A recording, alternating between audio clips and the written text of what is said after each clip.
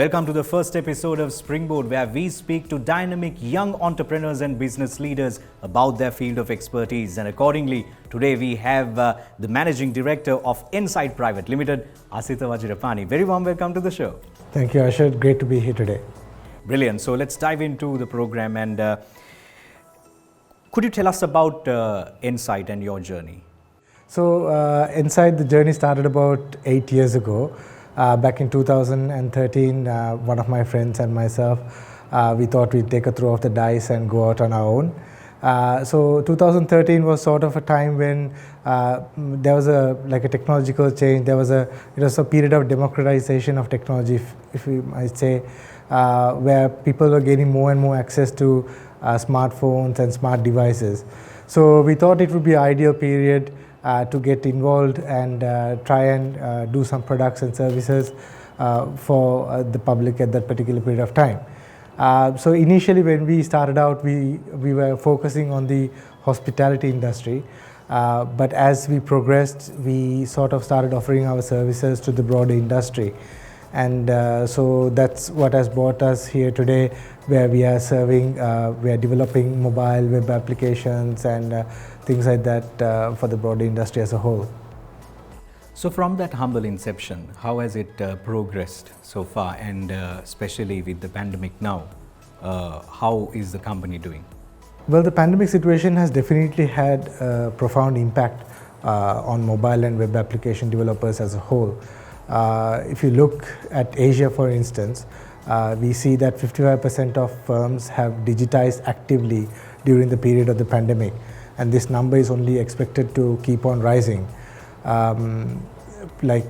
These companies have been able to evolve through the adoption of communication platforms, productivity platforms, e-commerce solutions, and they have been able to do this as an aid of the services provided by these companies. And as a result, the profile of the industry has risen as a whole. So definitely it has had a net positive effect on the industry. With the recent changes, as you mentioned, how are the local software companies, local tech companies adapting to these changes, and what are the challenges that they're facing in doing so? Well, Arshad, overall, I would say there has been a net benefit for the local industry with the influx of work that has been coming in. But that is not to say that there have been certain challenges. I think if you look at certain industries like the events industry, the sports industry, and a number of other industries, for all measures, they have been closed down for a period of 1.5 to 2 years now. And what that means is that there is no spending coming from those industries, little to no spending actually.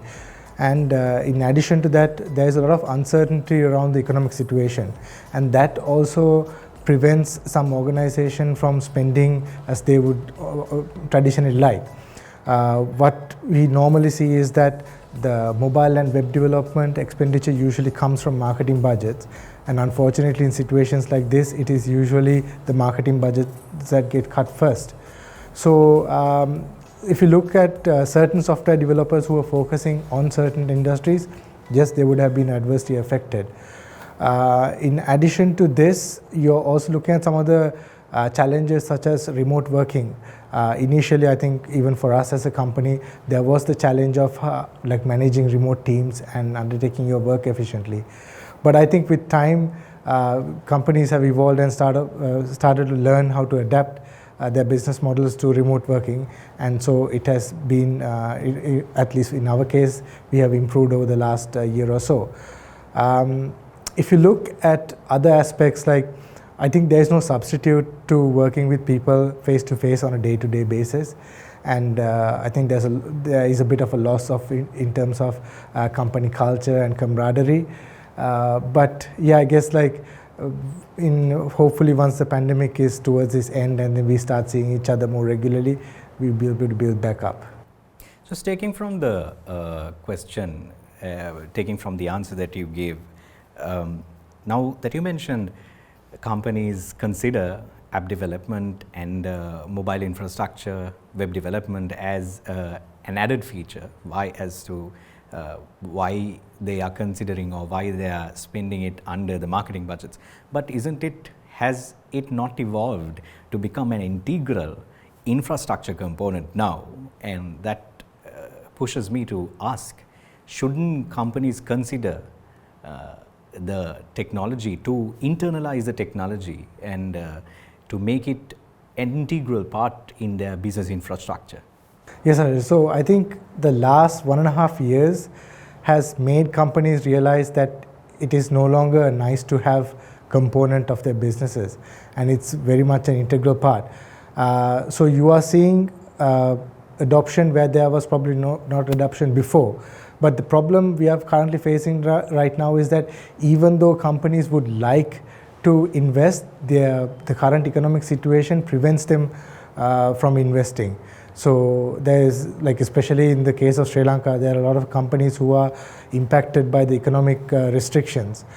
So when their operations cannot run normally, for them to invest even further in digital solutions is a bit restrictive.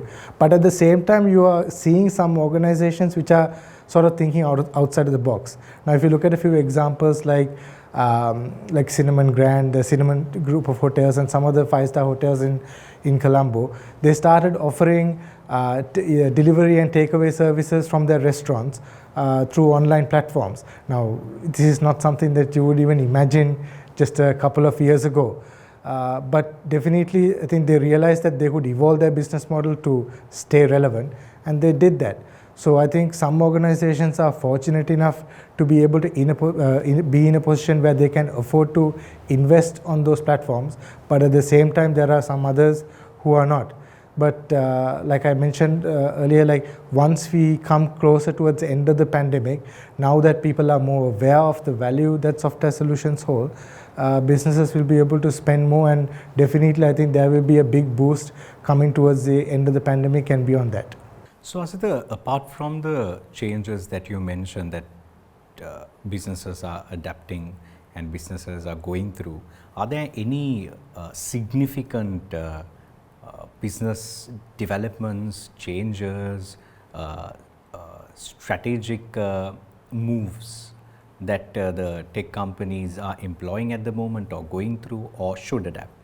I think, Arshad, there has been a shift in terms of the focus towards the back-end operations of a lot of businesses. So initially we saw the adoption of e-commerce solutions, but you see businesses come to realize that they need to have the back-end process in place in order to efficiently run the e-commerce solutions such as websites or mobile applications that they adopted.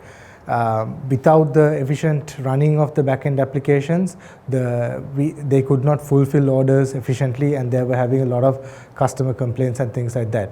So I can, like for one example, like the example of Keels. Initially they had a lot of traffic coming into their site, the site was crashing, they were having a lot of issues.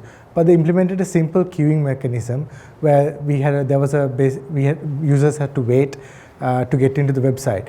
So it was a simple but very effective solution. So in addition to that, you're also seeing that businesses starting to realize that their solutions can't exist in silos.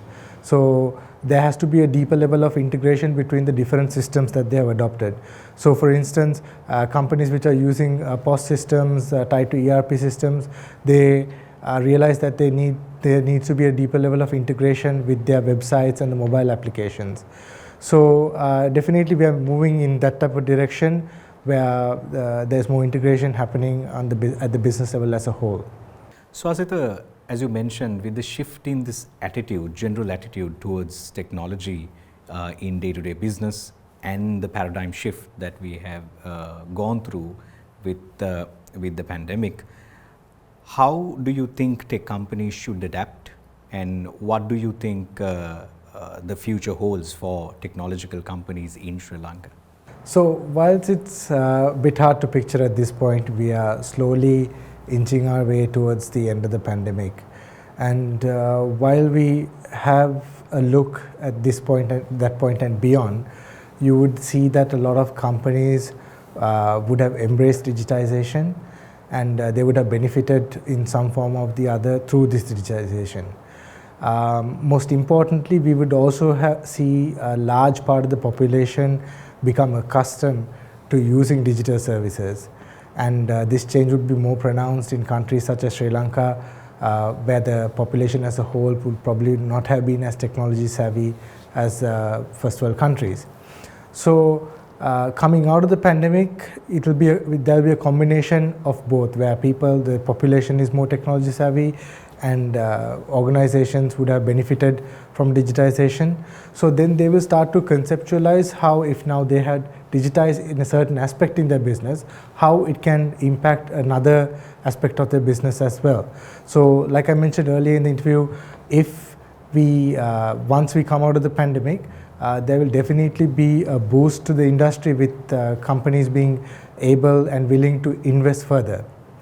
If you look at it from the software developer's point of view, there has been a certain change. Like for instance, in our organization, we have sort of moved away from the project-based model that we sort of used to work with earlier.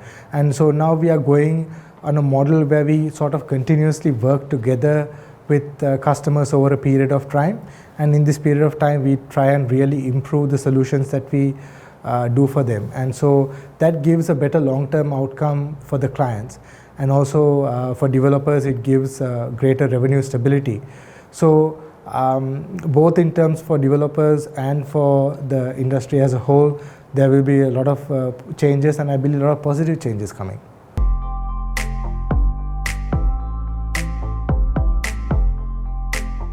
So Asita, as Insight is a global company with a strong local footing, how do you see the emerging global demand for technological solutions, and as companies in Sri Lanka, the tech sphere in Sri Lanka, do you think that we could cater to this? And if not, the extension of my question is, if not, what are the best case practices, or what are the mechanisms that we can adhere to come into or to rise up to that demand? I think companies definitely had a bit of a challenge when it came to meeting the short-term demand for solutions. Especially, I think a lot of companies were caught off guard initially. Personally, I think we faced a similar situation ourselves, and looking back, probably could have handled some situations better back then.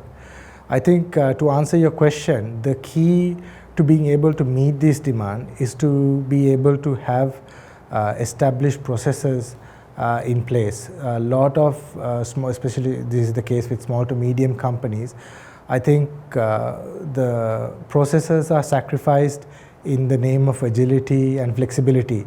But what we need to realize is that if we are to scale effectively, and if we are able to deliver efficiently to meet the expectation of customer needs, we need to have those processes in place. And what that also means is that we need to invest in the tools and technology to help us establish the processes. So that is one key area, I think, especially in the Sri Lankan context, especially small to medium businesses in our industry can work on. If you also look outside of that, and if you look at the academia, the education space, I think there needs to be a bit of a greater cohesion between academic institutions and the industry. Currently in the Sri Lankan context, we are having a lot of the large organizations having links to the educational institutions, and recruitment happening in that manner. But I believe like that needs to happen with even small and medium businesses, and education institutions need to encourage students even as early as the first year to be more engaged with the industry. So what that means is that we will be having a more capable workforce who's coming out right when they graduate. So Asita, now let's take a little shift from the business component to the individual perspective. As a business leader steering a global business, what are the lessons that you learned from this unprecedented pandemic and steering your business through this? Well, I think one of the key lessons, and I think this is common for a lot of us, is that we realize that our work is more flexible than what we first perceived it to be. I think granted, this is a result of society as a whole taking a more relaxed or more flexible stance on working. But at the same time, it has become very apparent to us that work can be made to work around our lives and not the other way around. So I think it has been it has improved the quality of life for many, and I hope we see a permanent change in this going forward.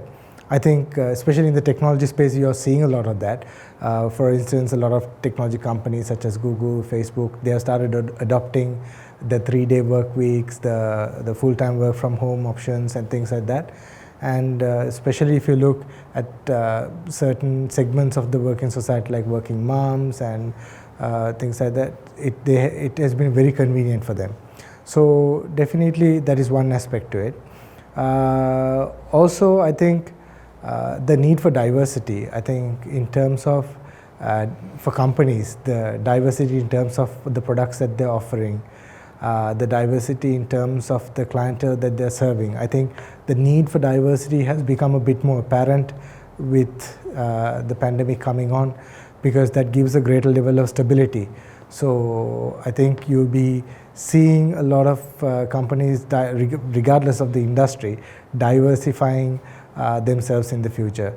So those are some lessons that I have personally learned over this period. So Asita, now the mobile and technological industry has become a vital part in the overall country's development, or the development of the country's economy. How do you think, what are the many pressure areas that technological and telecommunication industry will play a pivotal role in developing or boosting the country's overall economy?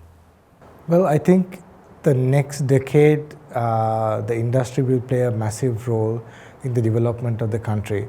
And I think you're already seeing an acknowledgement of this with the government providing tax incentives for the industry from last year onwards. When it comes to tertiary education institutions, you're also seeing a lot of courses and a lot of programs coming up, and that is an acknowledgement of the fact that there's a greater demand from students for these courses. So if we sort of play our cards right in the next few years, definitely there will be a lot of job generation through the industry. I think there are a few things that need to come into play if we are going to capitalize on that fully. I think one aspect is that when it comes to the development quality, that is something that we as developers in Sri Lanka need to address. Our development quality needs to come into the same category as our competitors such as India, China and the Philippines. So if we are able to do that, we will be able to attract a lot of foreign direct investments into the country, and at the same time we should be able to attract a lot of talent coming into the country as well. And what that means is that we can foster a lot of the local talent and we can develop the industry even further. So definitely I think there will be a massive development in this industry within the next decade or so. And also in addition to that, I think in terms of the role technological solutions can play both in the private sector and the government sector. Like we discussed, there has been a lot of adoption over the last few years, especially even the government placing an emphasis on the digitization of government agencies. So with this, I think one aspect that we often overlook is that with the implementation of these solutions, there comes great accountability, there comes great efficiencies, and hopefully greater profitability when it comes to these organizations. And especially areas such as accountability are some of the areas that have been dogging us for the last few years, not just last few years, last few decades. So definitely, hopefully this will be a great boon for us coming up. So Asita, as you know, Amazing TV is a growth network, and we pay significant emphasis in bringing external income to the country.